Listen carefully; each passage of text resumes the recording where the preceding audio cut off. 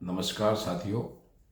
आज के अंक में आपका स्वागत है। मैं दिलबाग सिंह धनखड़। जैसे कि आपको पता है, दिल्ली का चुनाव खत्म हो चुका है और यहाँ बीजेपी एक बहुत अच्छे मजबूत बहुमत में आ चुकी है और कल रामलीला मैदान में मुख्यमंत्री पद की शपथ दिलाई जाएगी। हालांकि अभी तक ये कंफर्म नहीं है किसको मुख्यमंत्री बनाया जाएगा। आज शाम को विधायक दल की बैठक है, उसमें ये मामला क्लियर हो जाएगा किसको दिल्ली का मुख्यमंत्री बनाया जा रहा है। अब मैं बात करने जा रहा हूँ, दिल्ली तो अब बीजेपी ने फतेह कर लिया है। 27 साल बाद जो एक दिल्ली का जो उनको सत्ता से जो बाहर थे, अब दिल्ली में बीजेपी की सत्ता 27 साल बाद वापसी हो चुकी है।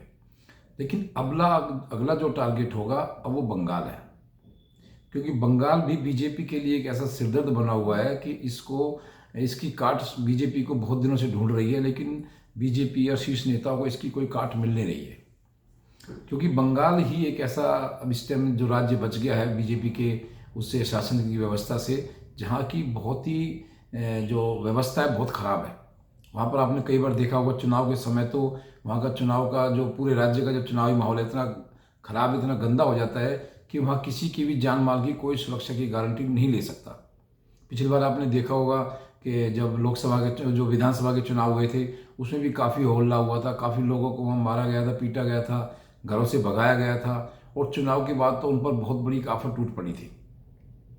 ऐसे ही आपने उसी का नतीजा आपने ये देखा होगा कि जो इस बार जो लोकसभा के चुनाव हुए, उसमें जो बंगाल का मतदाता वो डर के भय के कारण घरों से ही नहीं निकला।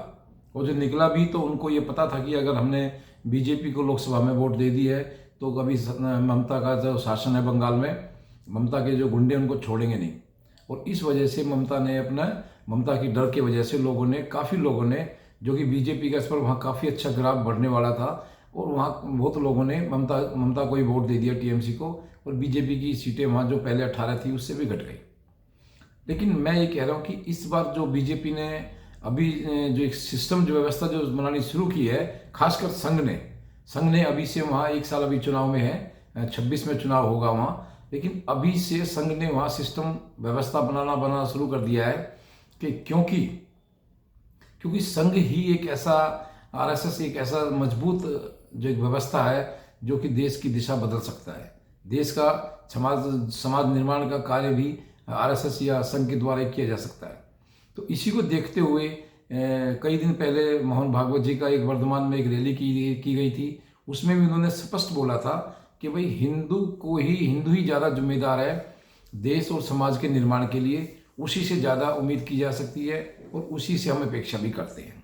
और वहाँ भी आपने देखा होगा कि बहुत बड़ी एक रैली की गई थी। उस रैली में काफ़ी तादाद में आरएसएस के जो लोग दिखाए गए थे, बैठे थे वहाँ संघ की शाखा की तरह, बिल्कुल बहुत ही सुव्यवस्थित तरीके से बैठे थे।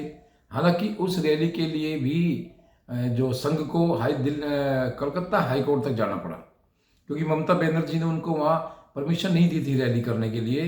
परमिशन नहीं मिली तो जब कलकत्ता जो बंगाल की पुलिस ने उनको परमिशन नहीं दिया, तो आरएसएस को, संघ को कलकत्ता हाई कोर्ट ने परमिशन दी कि आप कैसे किसी को एक रैली करने से रोक सकते हैं। ये देश के अंदर जो एक मौलिक अधिकार है उसके तहत ये रैली कर रहे हैं, तो आप इसको रोक नहीं सकते। तो इस बार इस प्रकार आपने देखा कि आरएसएस को वहाँ एक संघ रैली करने के लिए कोलकाता हाईकोर्ट से परमिशन मिली, और वर्तमान में उन्होंने एक बहुत अच्छा कार्यक्रम किया जिससे कि ममता बनर्जी पूरी तरह से हिल गई। क्योंकि वहाँ जो उन्होंने हिंदुओं की बात की है, उन्होंने बोला भाई हिंदू एक हो जाओ, हिंदू इकट्ठे होकर ही समाज का निर्माण कर सकते हैं। यह भी बहुत बड़ी बात कही है कि हिंदू इकट्ठा होकर ही समाज का निर्माण कर सकते हैं, अगर अलग अलग बिखरे रहेंगे तो समाज का निर्माण संभव नहीं है।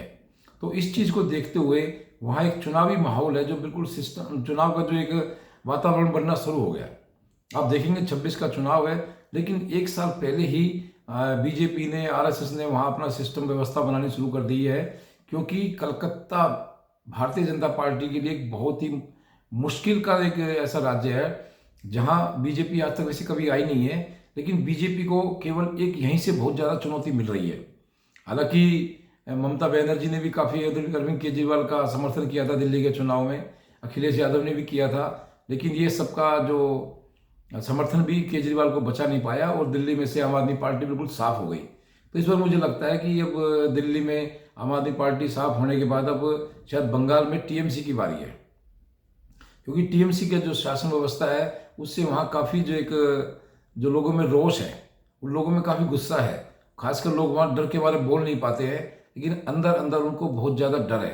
क्योंकि इसी की वजह से आपने देखा भी होगा, पहले बीजेपी की वहाँ कुछ भी सीट नहीं थी, शायद 3 या 4 सीट होती थी विधानसभा में, लेकिन एकदम से उनको जो है 2021 में उनको 3 से सीधे 77 सीट हो गई थी। और ये ममता के लिए बहुत बड़ा झटका था। ममता बनर्जी के लिए ये जो बंगाल में बीजेपी ने एकदम से इतना ग्रोथ किया, ये उसके लिए बहुत बड़ा झटका था। इसी के डर से ममता बनर्जी को अभी से लगने लगा है कि चुनाव की जो है वातावरण अभी से बनना शुरू करेगा। यानी कि इस समय टीएमसी और बीजेपी संघ, वहाँ पर एक बंगाल के अंदर एक चुनावी वातावरण बनना बिल्कुल शुरू हो गया है। और आप देखेंगे कि इसी के संदर्भ में ममता बनर्जी ने भी कल एक बहुत ही घटिया बयान दिया है। उन्होंने बोला है जो महाकुंभ चल रहा है उसमें करीबन अब तक 50 से 55 करोड़ लोग वहाँ संगम में डुबकी लगा चुके हैं, आस्था की डुबकी लगा चुके हैं, धार्मिक आस्था की डुबकी लगा चुके हैं। लेकिन ममता बनर्जी ने इतना एक घटिया बयान दिया है तुष्टिकरण की राजनीति के कारण। उन्होंने बोला है ये महाकुंभ नहीं मृत्यु कुंभ है। बताइए, आप इससे अंदाजा लगा सकते हैं कि ममता कितनी इस समय डरी हुई है कि कहीं कुछ गड़बड़ ना हो जाए और जो उसका जो सत्ता है, शासन है, उसके हाथ से चला ना जाए। इसलिए वो कुछ भी बयान देने को इस समय बौखलाई हुई है। और उनको पता होना चाहिए कि जो 60 करोड़ वहाँ 55 करोड़ हिंदू वहाँ संगम में डुबकी लगा चुके हैं, तो कितने हिंदुओं की धार्मिक एक आस्था का जो उन्होंने आहत किया है, उन्होंने दुख पहुँचाया है, कितने लोगों को लगा होगा कि भाई इस तरह से बयान क्यों दे रही है। क्या बंगाल के अंदर जो हिंदू लोग हैं उनको ठेस नहीं पहुंचेगी? क्या उनको नहीं लगेगा कि ममता बनर्जी हमारे इतने बड़े धर्म पर्व के बारे में इस तरह से घटिया बातें कर रही है, तो क्या ममता बनर्जी को वो सपोर्ट करेंगे? मुझे नहीं लगता, नहीं करेंगे।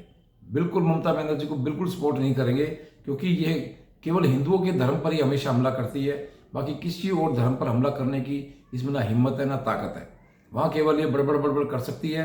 बाकी कुछ ऐसे ये कोई इसका काम आपको देखने को नहीं मिला हुआ जिससे कि कभी हिंदू भी कह सके हाँ भाई ये हमारी भी मुख्यमंत्री है। तो इस प्रकार आप देखेंगे कि अब बिल्कुल मामला बिल्कुल साफ हो गया है। वहाँ भारतीय जनता पार्टी और टीएमसी में जो एक बिल्कुल 36 का आंकड़ा रहता है, वो आंकड़ा धीरे धीरे बहुत आगे टाइट होता जाएगा। और चुनाव के समय तक मुझे लगता है कि वहाँ और अभी आप घटनाएं आपको देखने को मिलेंगी। जो बयानबाजी तो देखने को मिलेगी, साथ में मुझे लगता है कि वहाँ के गरीब लोगों पर भी, जैसे हर चुनाव में वहाँ ममता बनर्जी गुंडे करते हैं, पहले सीपीएम के गुंडे करते थे, अब सीपीएम के सारे गुंडों का काम ममता बनर्जी के गुंडों ने ले लिया है। वो वहाँ पर जैसे उन पर हमला करेंगे, लोगों को, वहाँ के हिंदू लोगों को खासकर वहाँ बहुत कष्ट, बहुत दुख तकलीफ झेलनी पड़ेगी। जब तक चुनाव रहेगा वहाँ का माहौल इतना गंदा रहेगा कि लोग हमेशा वहाँ, आपने पीछे भी देखा होगा, जब वहाँ चुनाव के बाद लोग बंगाल छोड़ करके आसाम में भागे थे, आसाम में जा कर लोगों ने अपनी जान बचाई थी। तो इस समय तो इस तरह आप देखेंगे कि बंगाल के अंदर हिंदुओं की स्थिति बहुत ज़्यादा खराब है। और इसी चीज़ को देखते हुए भी आरएसएस ने, जो मोहन भागवत जी ने जो वहाँ बहुत बड़ा एक जाके बयान दिया है हिंदुओं को संगठित करने का, एकीकृत करने का, इससे ममता बनर्जी बिल्कुल हिल गई है। तो इस सब चीज़ को देखते हुए वहाँ का जो चुनावी माहौल है, चुनावी वातावरण है, बहुत अब दिन पर दिन आपको गर्म होता हुआ दिखाई देगा। क्योंकि बीजेपी यहाँ इस बार पूरा जोर लगाएगी। अभी से 1 साल पहले से ही आरएसएस ने भी वहाँ अपनी व्यवस्था बनानी शुरू कर दी है, क्योंकि बीजेपी के लिए एक बहुत बड़ा टारगेट है, बीजेपी के लिए बहुत बड़ा उद्देश्य है कि इस उद्देश्य की कैसे पूर्ति की जाए। क्योंकि वहाँ पर भी हमेशा एक बहुत एक कुशासन की जो सिस्टम रहता है, खासकर हिंदुओं के साथ वहाँ बहुत अत्याचार होते हैं। और एक बॉर्डर देश होने के कारण भी वहाँ हमेशा एक टेंशन की स्थिति बनी रहती है, क्योंकि बांग्लादेशी भी वहाँ से बहुत आ जाती हैं।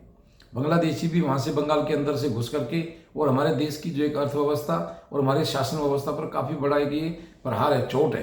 क्योंकि बांग्लादेशी इतने क्रिमिनल रिकॉर्डेड हैं, कई बार आपने देखा होगा ज़्यादातर घटनाओं में बांग्लादेशियों का इस्तेमाल किया जाता है। तो इस प्रकार आप देखेंगे कि बंगाल भी बीजेपी के लिए बहुत एक सिरदर्द है। और मुझे लगता है इस बार बीजेपी शायद इस सिरदर्द को दूर करेगी और वहाँ पर भी शायद बीजेपी का शासन आ सकता है, क्योंकि आरएसएस ने अभी से वहाँ काम करना शुरू कर दिया है और लोगों को इकट्ठा करना शुरू कर दिया है, लोगों को समझाना शुरू कर दिया है। बाकी आगे देखते हैं चुनाव में क्या होता है। चुनाव में कभी भी कुछ भी हो सकता है, लेकिन कार्य तो करना पड़ता है। लेकिन इसी उद्देश्य को लेकर के आरएसएस ने अपना काम चालू कर दिया है। जैसे दिल्ली में किया था, महाराष्ट्र में किया था, हरियाणा में किया था, तो इस प्रकार इस बार आरएसएस का जो है मेन टारगेट बंगाल को भी ममता के चुंगल से निकालने का है। तो आज की वीडियो में इतना ही। आप इस वीडियो पर बने रहें, लाइक शेयर सब्सक्राइब करें। आपका बहुत बहुत धन्यवाद।